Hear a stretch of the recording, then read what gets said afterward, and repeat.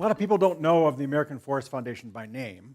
Some people who aren't close within the forestry community may not know the name, although they often know the program, or at least, even if they can't name the program specifically, they are at least aware of, by seeing as they're driving down the road, those green and white signs that say, right now they could either say Certified Family Forest or American Tree Farm. But the mission of AFF is all about family-owned forest land and about sustaining America's family-owned forest land so that it can be enjoyed by current and future generations. Now, one might ask the question, why do we care about family forest-owned land? Are they that really significant? I mean, after all, we've got a fair amount of public land, right? Public forest land, and we have large industrial lands.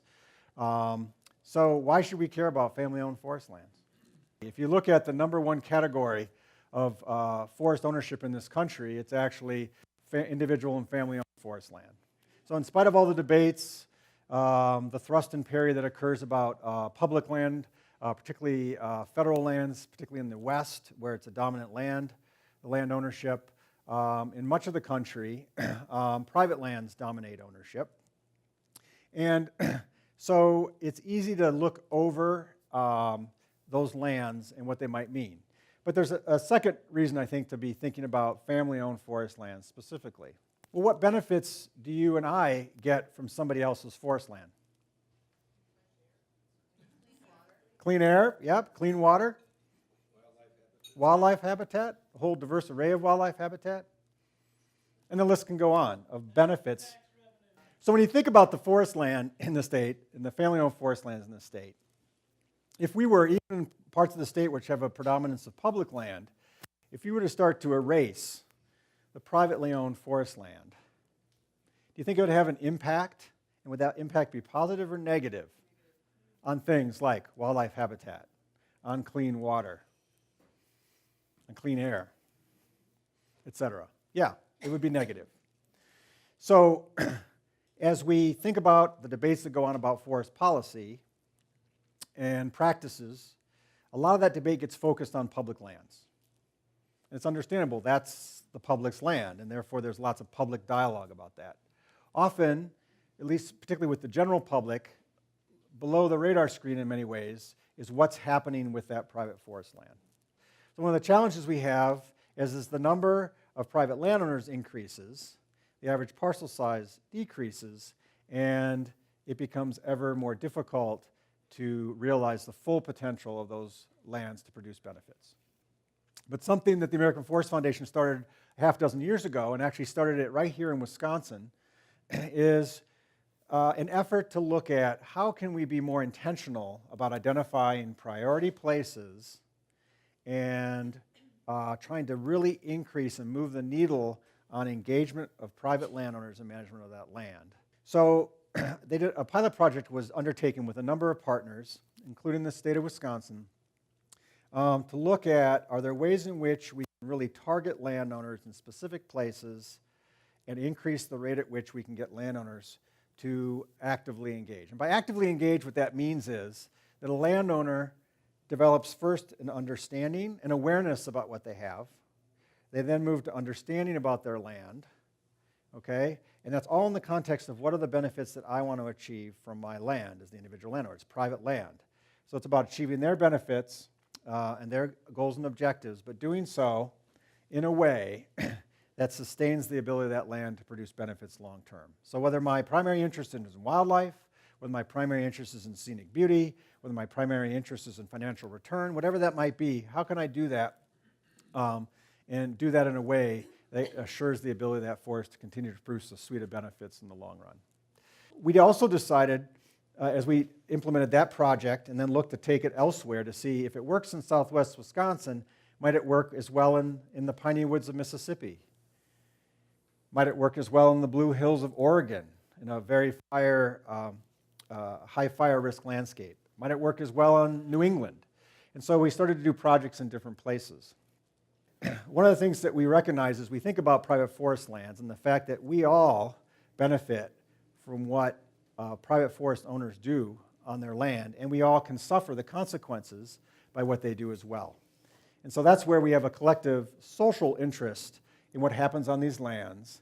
I think it's part of what compels thoughtful dialogue about how might we make investments as a collective society in work that can, yes, achieve benefits to a private landowner, but in doing so assures benefits that we all achieve ultimately going forward. Because I believe it's going to take both public and private lands being well managed to produce the set of benefits economically, ecologically, and socially that is a win-win for not only individual landowners, but the public at large.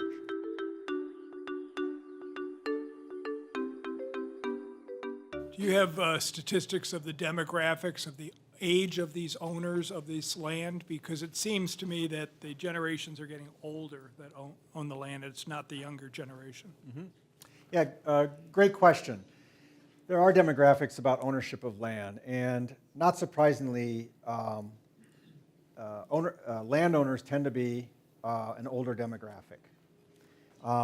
However, there is turnover happening, and something that we had identified about a decade ago in Wisconsin was we saw this pending intergenerational transfer based on a huge slug of ownership of land at the more mature age groups, and saw that transfer that was going to occur. And like anything, it's not like there's a momentous occasion and suddenly the transfers occurred, right? It just sort of keeps happening to the point at which now a lot of that transfer has happened and will continue to happen, but a huge slug of it has actually already occurred. Now, I believe the statistic is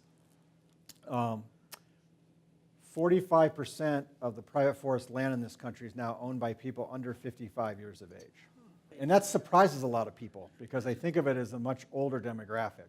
There's still a huge slug of land owned, right? But that churning keeps happening. And so, for example, when we started looking at use of social media to reach landowners, one of the comments made is, oh, that generation, landowners don't use social media, you know, because that's an older demographic and whatnot. And there's two things about that. A, that statistic I just gave you helps us sort of recognize the fact that there's a huge chunk of land owned by folks who are, you know, come from a generation that's more used to social media. But the second issue is older generations actually do use social media at a much higher rates than maybe people have thought about.